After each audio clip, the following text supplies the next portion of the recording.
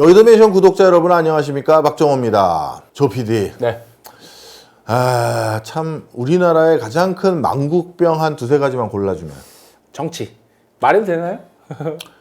많은 분들이 요즘 답답해하지. 네, 사실이야. 뭐 네. 우리 유권자인데 그 정도 비판도 못하나? 그러면 안 되지. 네. 뭐 계엄군한테 끌려갈까봐? 아니 뭐 그렇다기보다는 뭐 우리나라가 사람들도 다 훌륭하고 뭐 교육 수준도 높고 한데 정치권이 약간 좀 분발을 해야겠다 뭐 그런 생각을 최근에 좀 해봅니다.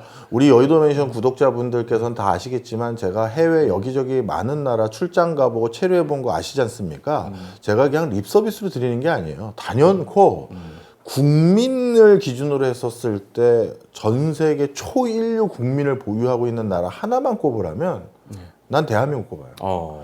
그리고 다른 나라 사람들이 그럼 저한테 물어봐요. 에이, 또 너무 그 국뽕이시네. 이렇게 진짜 외국인들이 그렇게 많은 나라 돌아다녀 보셨는데 어느 나라 국민들이 제일 어떻게 보면 넘버원이냐, 국민성이 제일 좋으냐 이런 질문을 어떻게 보면 유머러스하게 받을 때가 있는데 내가 그럴 때마다 진짜 단연코 한국인이라고 얘기하는 게 이번에 우리 집회할 때 배려, 그다음에 그 뒤처리, 그렇죠. 그다음에 그 어떻게 보면 평화적인 어떤 모션, 선진시 문화를 다시 한번 확인했어요. 네. 정치적 견해와 정치적 그 이상점은 다를 수 있어요. 저는 제가 어느 쪽이 좀 더 이번에는 옳다라고 생각을 했다 하더라도 반대쪽에서 생각하시는 분들도 또 나랑 다른 생각 가지신 분이 있네 이렇게 해야지 그거에 대해서 삿대질을 하고 그럴 필요도 없는데 이번에는 만약에 그렇게 삿대질하고 욕하고 그랬다가 갈등의 골이 커졌으면 야 국가 또 아사리판 되는데 정말 딱 구획 나눠진 데서 여기서 우리 메시지 딱딱 얘기하고 저쪽에서 저기 메시지 딱딱 얘기하고 지하철역에서 만나는 것도 내가 봤거든. 근데 조용히 그냥 쓱 가더라고. 그래서 난 진짜 그리고 그 라인 딱 그어놓고 왔다 갔다 할 사람들 화장실 갈 사람들 할 수 있게끔 한 우리 여의도에서도 그렇게 했다고. 나는 정말 깜짝 놀랐어. 그러면서 슬슬 우리 이태원 참사도 한번 경험을 해서 그런지 이제 그 경찰관들이 이렇게 이제 천천히 가라고 제스처를 하면 앞에서도 슬쩍 천천히요 하면 뒤에서도 천천히요 하면서 슬슬 전달을 해. 그래서 한 발짝 천천히 가고 밀릴 것 같으면 뒷사람이 버텨줘. 괜찮으세요 하면서. 야, 나는 계엄이라는 이 악재 때문에 대한민국이 국민들은 초인류구나. 이거 다시 한번 확인했고 그 다음에 진짜 기업인들도 우리 재계의 거인들이라고 불리는 사람들이 솔직히 많이 있어요. 많이 있죠. 저도 그다음 이제 기업인들 모시고 해외 갈 때가 참 많았는데 경제 규모가 작은 나라라서 그렇지 이 사람이 미국에서 태어났으면 이 사람이 중국에서 태어났으면 더 큰 비즈니스 할 것 같네라는 사람이 예전 우리 정주영 회장님부터 뭐 이병철 회장님부터 요즘은 뭐 중소기업 사장님인데 아주 작은 분야지만 세계 1등 하는 분 그리고 대기업인데 대기업에서 월급쟁이 CEO든 아니면 물려받았던 3세임에도 불구하고 이 사람이 경영 능력이 있는 사람이 있을 수 있잖아. 그렇죠. 물려받았다고 무조건 능력 없는 건 아니니까. 그럼요. 당연하죠. 그래서 그런 사람들도 너무 많아요. 근데 기업가들도 그래서 꽤 역량 있는 분들이 많이 보이는데 정치만 보면 그렇죠. 제가 진짜 이게 언제쯤 조금 이게 좀 선진화가 될지. 하여튼 좀 더 기다려 보시죠. 우린 더 어려운 시국도 아주 잘 극복을 했던 적이 있으니까요. 또 외국에서는 또 굉장히 긍정적으로 보는 면도 있다고 하더라고요. 맞습니다. 그래서 첫 번째는 정치를 말씀드렸고요. 그럼 오늘 정치를 가지고 얘기를 해보죠. 부동산 얘기하겠습니다. 네. 오늘 정치도 얘기해야 되지만 우리 학과 홍보도 좀 해야 돼서 사실 실물투자 분석학과라는 게 목표가 재테크도 알려드리고 또 금융권이나 관련 업종 종사하시는 분들이 또 많이 와요. 그래가지고 내 업을 좀 더 체계적으로 하고 싶다. 그래서 그냥 아카데믹하게 석박사를 육성하는 게 아니라 필드에 바로 적용할 수 있는 이런 방식으로 투자 수익을 계산해서 어떻게 하고 이런 방식으로 투자 대상을 확인하는 이런 걸 알려드리는데 그런 과정에서 저희가 부동산 수업도 해드리고 가상자산 수업도 해드리고 주식 투자 방법론도 알려드리고 그 다음에 뭐 문화예술품 사는 방법도 알려드리고 이런 거 다 하는데 그런데 부동산 얘기하면 교수님 근데 교수님 부동산 얘기할 때 굉장히 정책 얘기를 많이 하시는데 그게 예전에 그 국가기관에서 일을 하다 오셔서 그런 건가요? 물어보는데 아닙니다. 부동산은 8할이 정책이에요.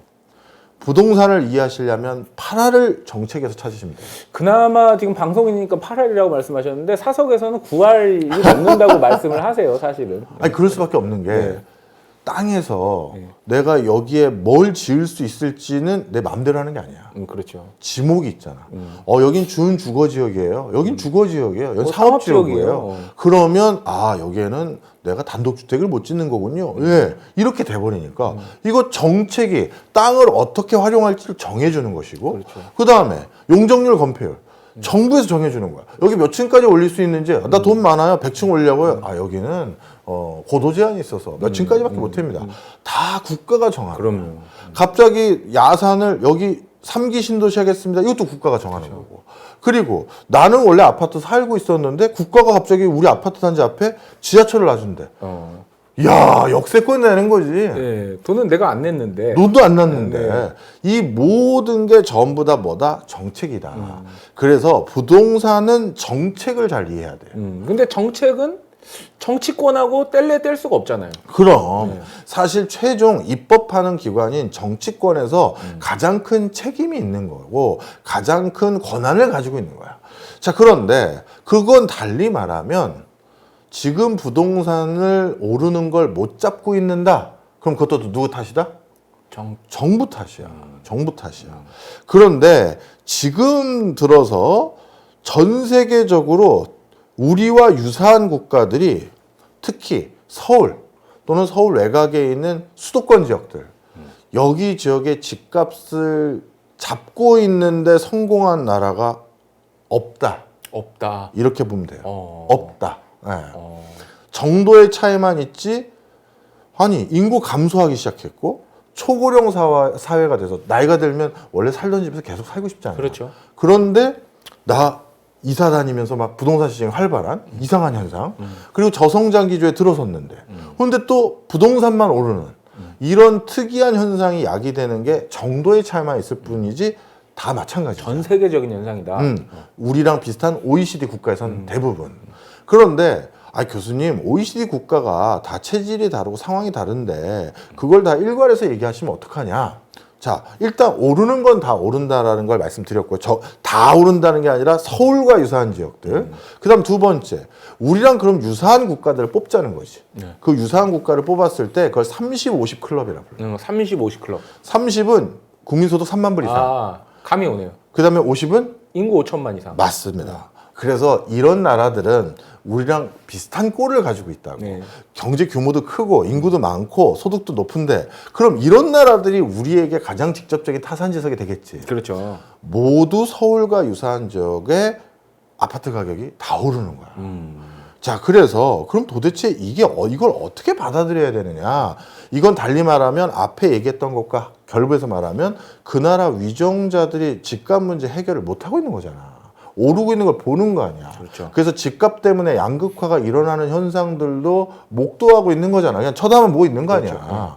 그래서 이걸 어떻게 받아들여야 되느냐 했었을 때 가장 중요한 요소가 뭐 때문이냐면 글로벌 금융위기가 가장 큰 패착이었어. 이 글로벌 금융위기는 주택시장 붕괴에서 시작된 거거든. 그 글로벌 금융위기를 불러왔던 위기를 무슨 위기라 불러? 서브프라임 사태? 그렇지. 차상위 소득계층에게도 집을 살 수 있는 기회를 주자. 이게 모토였단 말이야. 그렇죠. 그래서 차상위 소득계층이 집을 살 수 있는 기회를 주다가 그 금융시장이 무너져 내린 거야. 제품 설계를 잘못했고 리스크 관리를 잘못했던 거지. 그러다 보니까 그렇게 해서 저소득층들은 내가 그동안 평생 모은 돈으로 집을 샀는데 그 집값이 폭락했으니 주저앉은 거지. 주저앉았죠. 그래서 주저앉고 나서 어떻게든 내가 내 당대 다시 시작해봐야지 해서 다시 한 푼 두 푼 모으고 뭐하고 해서 다시 집을 살려고 했는데 그랬더니만 5년 뒤든 10년 뒤든 8년 뒤든 집을 살려고 했더니 집값이 어떻게 됐다? 천정부지로 뛰었어. 왜 천정부지로 뛰었을까? 뭐 시중에 돈이 많이 풀려서? 그게 첫 번째 요인이야. 일단 참 안타깝게도 경제학자들이 위기를 극복하기 위해서 만들어낸 경제적 대안이 몇 개가 없어. 금리 낮추자. 왜? 돈 풀어야 되니까. 그리고 직접 돈 공급해 드리자. 그러니까 쉽게 얘기해서 시중에 유동성을 엄청나게 공급하는 거야. 그럼 유동성 이렇게 많이 공급하면 돈의 가격은 떨어지고. 떨어지고 반대로 실물 가격은 올라가죠. 오르지. 그 대표적인 실물이 부동산인 거야. 그래서 부동산 집값 상승을 유발할 수 있는 첫 번째 요인이 거기에 생겼고, 그다음 두 번째 뭐가 문제였냐면 서브프라임 모기지 해결하겠다고 엄청난 재정 투여를 해서 경기를 살려냈네. 그랬더니 서브프라임 모기지 끝나고 글로벌 금융위기 끝나고 국가들이 어휴 재정이 거덜났어. 재정 적자가 그 사이에 더 누적됐어. 야, 이거 이러다가 나중에 우리 국민연금 줄 것도 없네. 아니면 의료보험 이것도 고갈되겠네. 이것들이 많아진 거야. 그러니 이제 어떻게 했다? 옛날처럼 국가가 적극적으로 나서서 집 지어드리겠습니다. 직접 공급해드리겠습니다라는 소리가 안 나오는 거야. 그 사이에 메이저 도시의 집값은 더 올랐고 유동성 뿌려서, 그런데 재정은 또 고갈됐고, 이 비싼 대지들 사다가 대지 매입해서 여기 신도시 건립해드리겠습니다. 여기 재건축할 때 저희가 공공주택 만들어서 영세민들도 도심지 내에 살 수 있는 공간 만들겠습니다 하고 하려니까 돈이 없는 거야. 곡간도 말랐는데 땅값은 올랐으니. 그래서 선택한 게 뭐냐 하면 두 번째가 그런 방법이 없다. 민간의 힘을 일부 빌리자. 정부가 뒤로 빠지고 민간이 주택을 공급하는 주체로 더 나서게 만들고, 그리고 모기지론도 정부가 직접 공급하는 게 아니라 시중에 모기지 상품을 구입하면서 슬쩍 간접적으로 정부가 그걸 개런티해주고 보증해주는 이런 걸로 정부의 역할이 축소돼 버린 거야. 여기에서 축소만 된 게 아니라 하나가 더 있어. 정부가 예전에는 집 사겠다라고 하면 보편적이고 무차별적으로 집을 지원해줬는데, 대출을 해줬는데, 이제 그럴 돈이 없잖아. 그러니 선별하는 거지. 어떻게 선별? 신혼부부만, 자녀를 낳은 사람만, 부양 가족이 있는 사람이나, 노인을 모시고 있는 사람이나, 이런 사람들에게 우선순위를 주겠다는 거야. 이게 얼핏 보면 사회적 동의와 합의를 이끌어내기 쉬운 명분을 찾은 거지.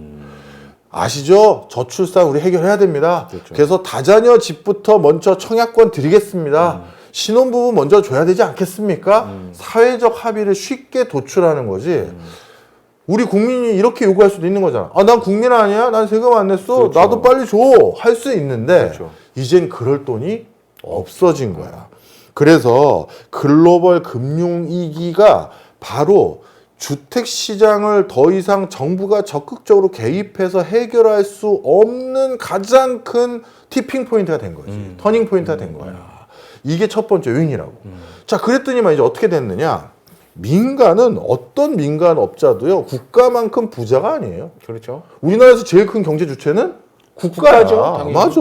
비교가 삼성이 안- 아니야. 비교가 안 되죠. 비교가 안 돼요. 아니 삼성 1년에 쓰는 예산이 몇백 조인데. 그러니까. 자, 그래서 국가인데, 그 국가가 주택 시장에서 적극적인 공급 주체나 아니면 대부자 역할에서 뒤로 빠졌다. 그럼 민간에서 대부자 역할을 하고 민간에서 주택 공급을 하는 걸 뒤에서 간접적으로만 서포트를 하니까 공급이 예년만 못 하는 거지. 정부가 이제 대규모 3기 신도시, 4기 신도시, 5기 신도시 팍팍팍 짓겠다를 못 하잖아. 그러다 보니 시중에 뿌려지는 제대로 된 물건들이 양이 준 거야. 그러면 점점 더 글로벌 금융위기로, 우리로 따지면 군산에서 내가 직장 생활했는데 군산 경기 완전 초토화됐어. 그래서 이 근처에 있는 조선소들은 더 이상 일할 데가 없어. 나 안 되겠다. 여기선 일자리 구할 수가 없고 나도 서울로 갈래. 하다못해 뭐 택배를 하던 처음에 그러다가 시작하다가 나중에 자리 잡아야지 하고 서울 왔어. 그럼 그런 사람들 집 구해야 될 거 아니야. 근데 군산에서 왔나? 구미에서도 올라오고 어디서도 올라오고 다 올라온다고. 그런데 그런 사람들, 여기 올라오는 사람들은 늘었으니 주거를 원하는 수요자는 늘었는데, 민간이 공급을 덜 하고 정부가 대출을 덜 해주니 대출 받으려고 그 시중은행을 갔더니 금리가 좀 높을 거 아니야, 국가보다. 당연하죠. 쉽게 말해 주거비가 상승한 거야. 당신 말고도 여기 오피스텔 원룸 살겠다는 사람 많아. 50만 원? 50만 원에도 다 오네. 60만 원? 80만 원? 80만 원이라고 듣고 오셨어요? 관리비는 따로인데. 뭐 이런 거 있잖아. 이렇게 돼버린 거지. 그러니 어떻게 됐다? 아니, 내가 월급을 받아서 주거비로 이것저것 내고 나면 저축할 게 없어. 그러니 어떻게든 생활에서 한 푼 두 푼 모아서 나도 소득계층에 올라가고 싶은데 집값은 천정부지고 주거비는 많이 들고 이제는 이제 갈라지는 거야. 이 모든 현상의 궁극적인 그 전환점이 됐던 게 글로벌 금융위기다. 그러다 보니까 그 뒤에 전개되고 있는 지금의 흐름 어떻게 우리 조필이 내가 쭉 설명했잖아. 네. 정부의 상황들 네. 그리고 시장의 상황들 해결을 할 수 있을 것 같아? 쉽지 않을 것 같은데요. 쉽지가 네. 않아. 쉽지가 않아. 네.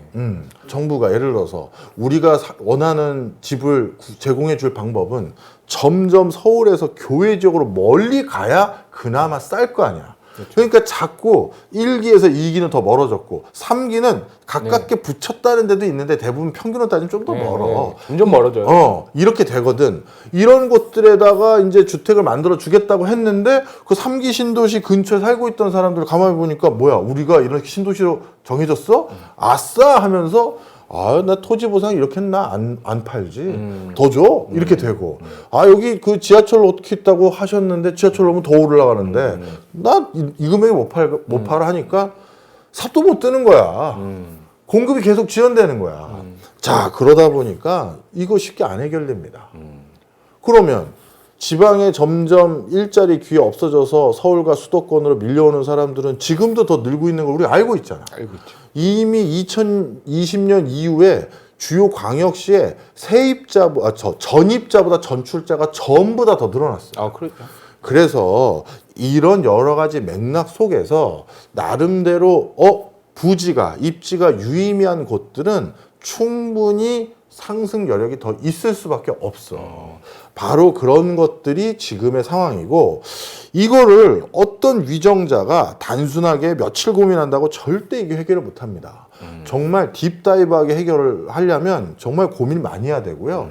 우리 어설프게 툭 던지는 거 있잖아요. 그래서 전세제도를 없애야 돼. 아니 그리고 뭘 해야 돼. 이렇게 할 게 아니라 정말 그 하나하나 꼼꼼하게 따져서 이제는 뭐 진짜 뭐 몇 개월 고민해서 이거 부동산 정책입니다 내놓는 게 아니라 한 조금 시간이 더 걸리더라도 1년이든 2년이든 간에 각계각층의 얘기도 듣고 전문가들 중에서 다양한 견해 있는 사람들까지 얘기 다 들어서 확실한 뭔가를 들고 나와야지 안 그러면 이 구조는 계속된다. 제가 상식적으로 생각을 해봐도요. 이제 2025년 이 시점에서 그걸 뭐 한 달 만에 해결한다? 있을 수 없는 일이에요. 17년 동안 벌어진 일이에요. 그래서 지금 중요한 얘기를 했어. 2024년도 하반기는 정부가 대출을 딱 못하게 누르면서 순간 부동산 흐름을 바꿔놨어요. 근데 대출을 누른다는 건 쉽게 말해 부동산은 어느 나라도 내 돈만 주고 살 수 있는 대상이 아니에요. 그래서 모든 나라가 모기지 정책이라는 걸 다 하고 있습니다. 그런데 그 모기지 정책을 눌러놓았다는 건 국토 이용을 효율적으로 못하게 막아놓은 것도 있는 거야.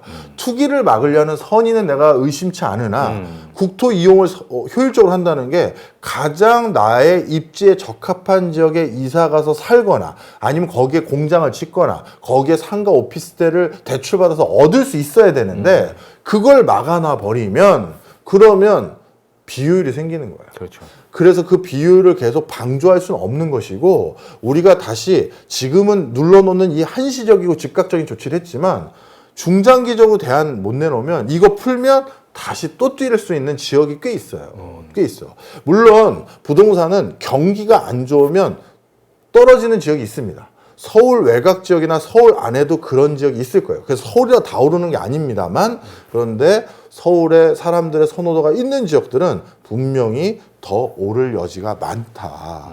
그래서 저희 학과에서는 모토가 그겁니다. 제가 악담하는 게 아니에요. 뭐 저는 정부에서 부르거나 국회에서 공청회 하면 달려가서 부동산 시장 안정화를 위해서 저는 이런 견해 가지고 있습니다. 거기에서 얘기합니다. 근데 여기는 뭐 우리가 지금 국회의원 대상으로 방송하는 거 아니니까 우린 개개인의 도움 받으려고 이거 지금 방송을 하고 하고 있는 거잖아. 그래서 그런 관점에서 말씀드리면 대응을 잘해야 된다. 뭐 집값 떨어질 거니까 지금 나는 안 사고 버티면 돼. 그럴 수 있는 지역이 있고 내가 그때 마지막 타임을 놓친 것 같아. 이렇게 되는 지역이 있다. 그런 걸 학교 수업에서는 알려드려요. 훨씬 더 디테일하게. 디테일하게. 그리고 개인적으로 이런 경우에는 어떻게 포트를 짜고 지금 하는 사업의 업종이 아니면 지금 재직하고 있는 회사가 어떤 저 업종이니 거기에서는 어떻게 해야 되고 이런 것들을 많이 알려드린다. 그래서 관심 있는 분들은 뭐 지원해 주시고요. 관심이 없는 분들이라 하더라도 지원해 주시면 좋겠다 생각이 듭니다.